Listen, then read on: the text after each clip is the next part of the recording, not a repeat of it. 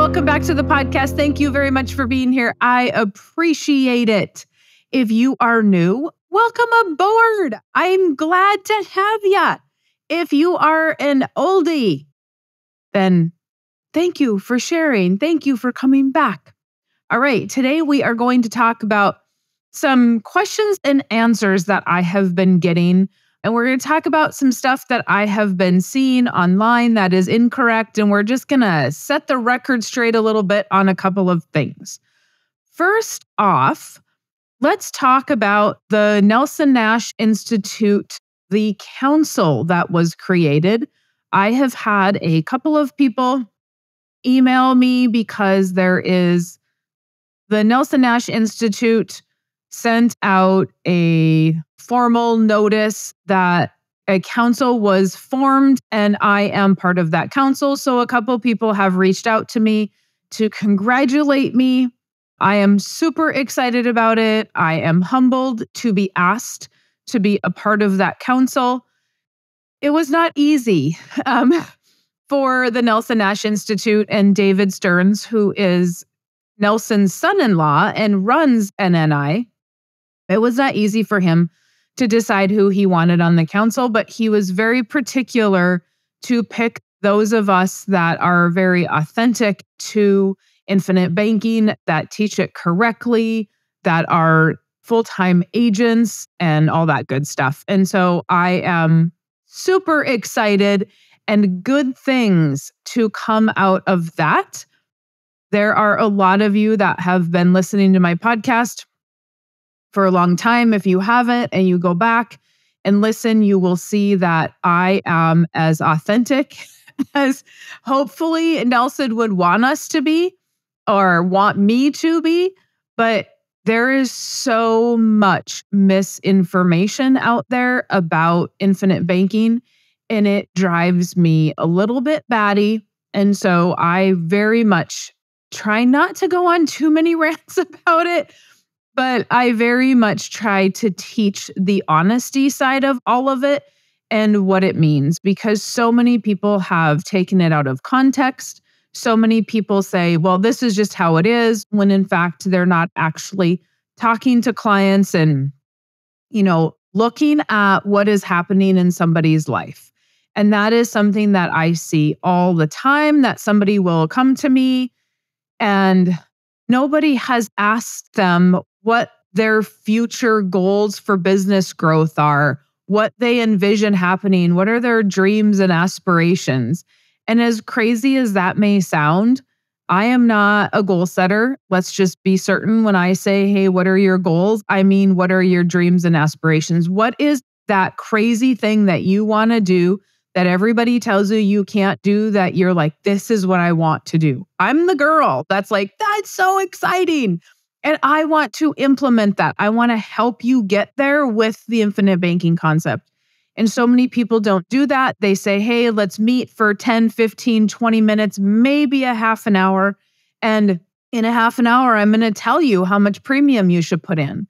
I don't know how I can have a conversation with you in a half an hour and then tell you how much premium to put in, unless we are only talking about your numbers. I, at that point, don't know your behaviors. I don't know your personality. I don't know family history if I need to know family history. I don't know family business information if you have a family business. I don't know how you started your business. I don't know where you want your business to go. I don't know how much money you want to make. I just don't know your goals and aspirations and dreams. And those things are so super important. And so we are just selling policies. We are selling policies that are incorrect. There's so much indexed universal life out there. There's just so much chatter. And it's time for the Nelson Nash Institute to service both the client and to protect the client by making sure that the agent is qualified. So lots and lots of super good stuff to come. I'm excited. I'm honored. I'm humbled. It's going to be fantastic. And I am so happy to be able to serve Nelson and just carry on the legacy for him. All right. The next thing that I really wanted to talk about was more misinformation that I have seen on what's happening with infinite banking. So I saw something the other day that somebody was talking about. Well, if we start a lease company, the lease company can buy the vehicles and then they can lease it to the business, which is 100% true. So if I have a lease company and that lease company buys all the vehicles, now my business, my other business can lease those vehicles from the lease company. Okay. Now I'm going to have this extra money from the lease that can go into the policy. That is true. What I heard was you get to write it off on one side and that's it. They didn't mention carrying the income to the other side. So if I have a vehicle, let's just say that the lease company that owns the vehicle has a vehicle payment of let's just say it's $1,000 a month. Okay. Now I'm going to lease it to the business at $1,500 a month. The lease company now has a $500 profit. Not all of that $500 can go in a policy because we have to pay tax on that. That is taxable income. If we are an LLC on both sides, that flows up to us, and that is taxable income.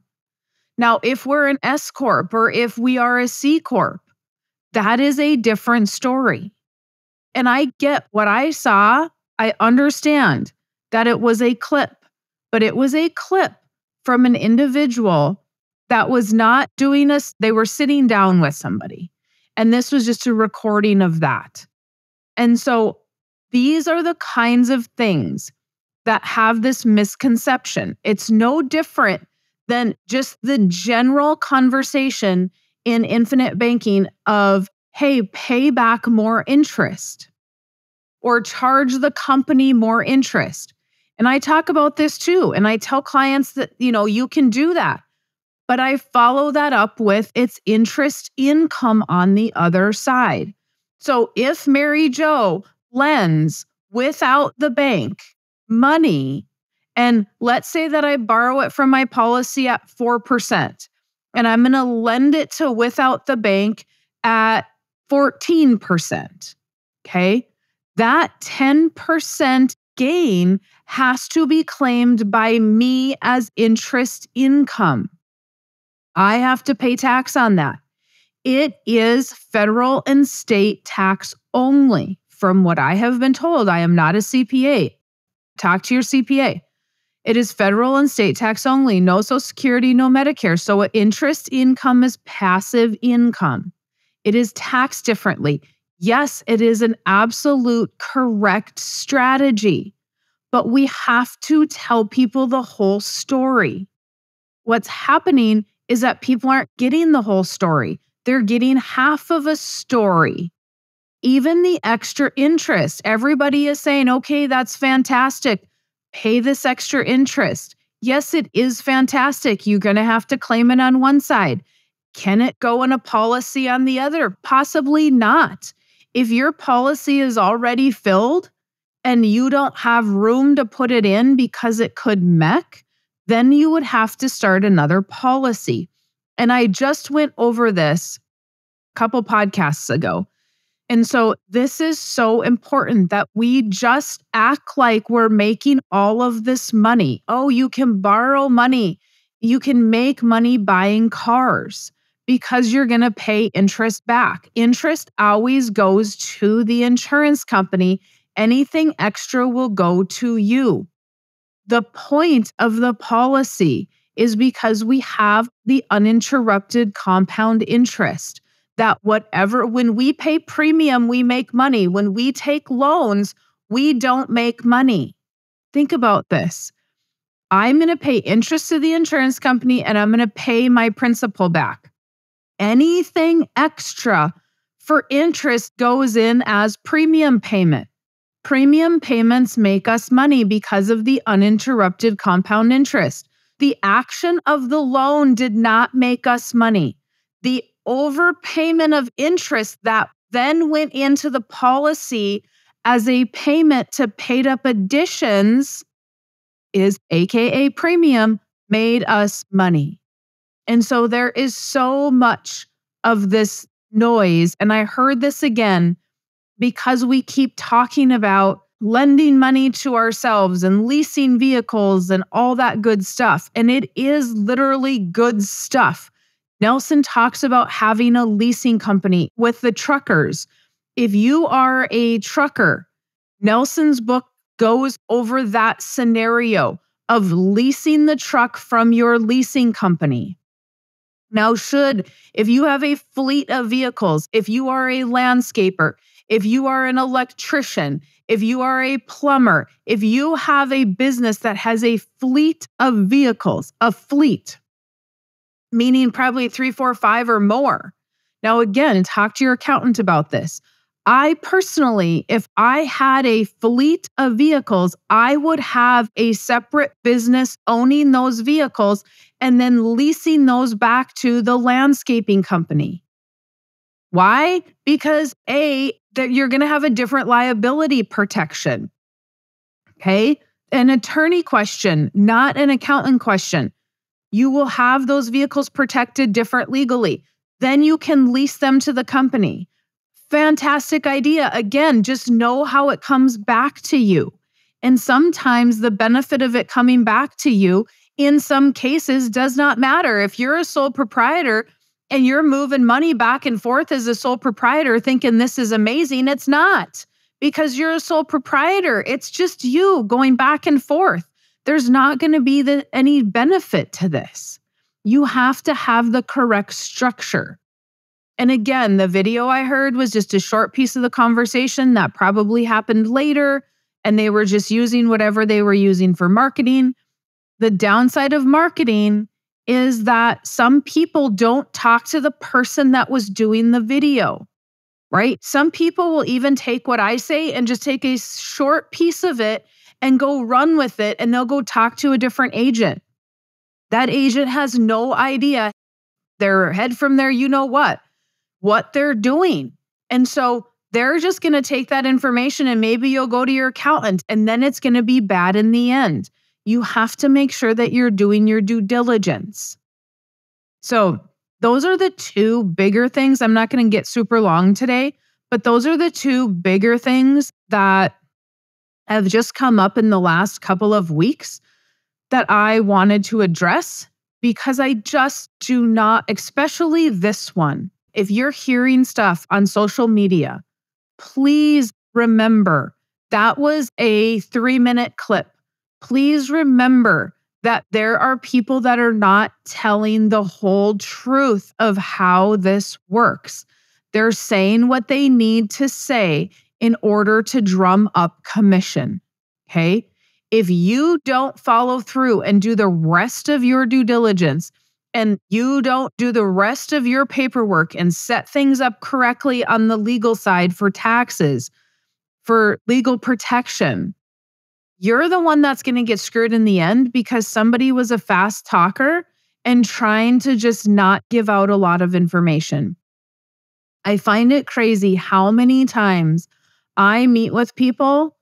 It probably happens a couple of times a week, where they will maybe know another agent or they heard about me from a financial advisor or whatever. And I'm like, why did you choose to do business with me instead of that person? And they will say, because you're the only one that actually answers the question. That's nice to hear, but at the same time, it's a little bit discouraging.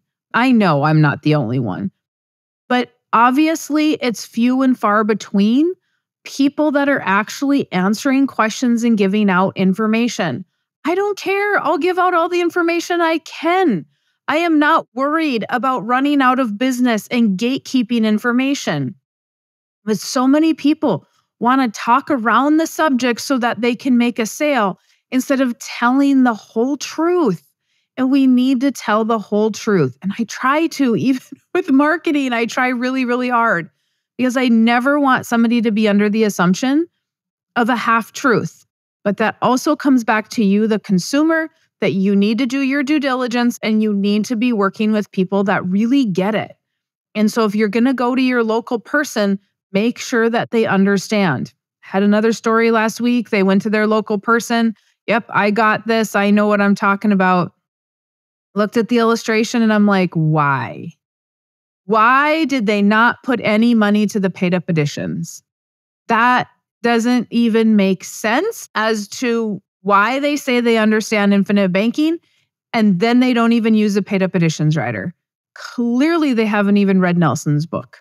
Clearly, they haven't read my book if you brought my book in. And so if you're going to use your local person and you take the book in and they say, oh, yeah, I got that or I read that, start quizzing them on the book to make sure that they really understand. But if somebody has not even read Nelson's book or they don't even know who Nelson Nash is, they didn't read anything. It is truly amazing to me how many agents will come to me and say, hey, I want to learn what you're doing, or can I get books at cost or whatever? And I ask them something about Nelson and they're like, who's Nelson? You read my book and you don't know who Nelson Nash is? I talk about Nelson Nash within the first 2 chapters of my book. How did we miss that piece of it?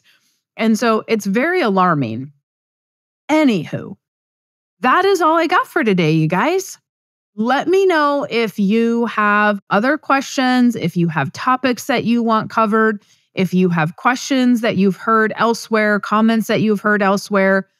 Let me know. I'm happy to answer those. Mary Jo at withoutthebank.com is where you can reach me. If you have not gotten the book, please go to withoutthebank.com and grab my book, grab Nelson's book. You can get them as a bundle.